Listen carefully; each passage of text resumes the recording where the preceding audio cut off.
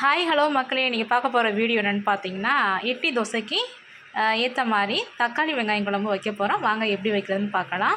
அதுக்கு நான் வந்து 30 சின்ன வெங்காயத்தில் நான் குட்டி குட்டியாக நறுக்கி எடுத்து வச்சுருக்கேன். 10 தக்காளி பழம் எடுத்து வச்சுருக்கேன். சின்னது பெருசு அப்படி கலந்து 10 நறுக்கி வச்சுருக்கேன்.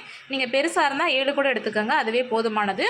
தாளிக்கிறதுக்கு என்னென்ன பொருட்கள்னு பார்த்தீங்கன்னா, கடுகு, கொஞ்சோண்டு சோம்பு, வெந்தயம், சிறிதளவு மஞ்சத்தூள், மிளகாய்த்தூள் வந்து 2 ஸ்பூன், மல்லித்தூள் வந்து 1 ஸ்பூன். இதுதான் தேவையான பொருட்கள். அப்புறம் வந்து எண்ணெய், அப்புறம் வந்து தேவையான அளவு உப்பு.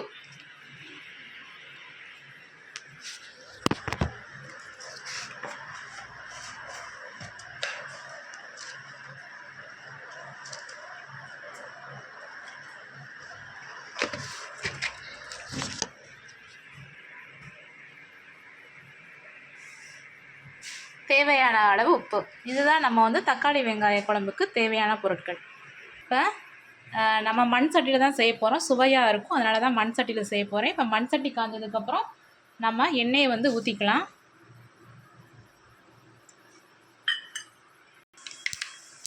சட்டி நல்லா காய்ஞ்சதுக்கப்புறம் கடுகு, வெந்தயம், சோம்பு லைட்டாக போட்டாச்சு. கருவேப்பிலை நம்மகிட்ட இல்லை, கருவேப்பிலை இருக்கவங்க கண்டிப்பாக போட்டுக்கோங்க. இதுக்கப்புறம் நம்ம வந்து வெங்காயத்தை ஆட் பண்ண போகிறோம்.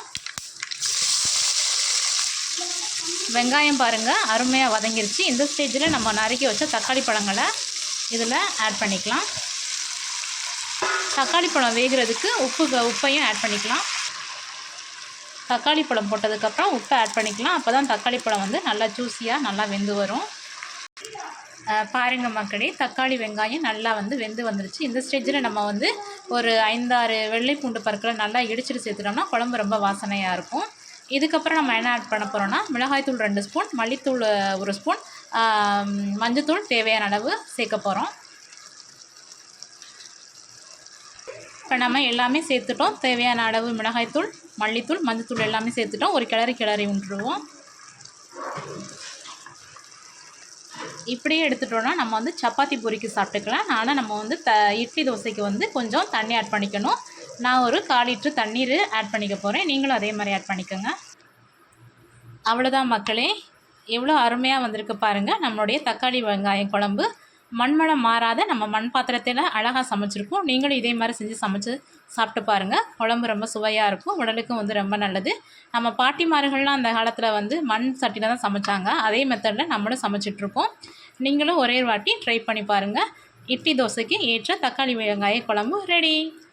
தேங்க்யூ மக்களே.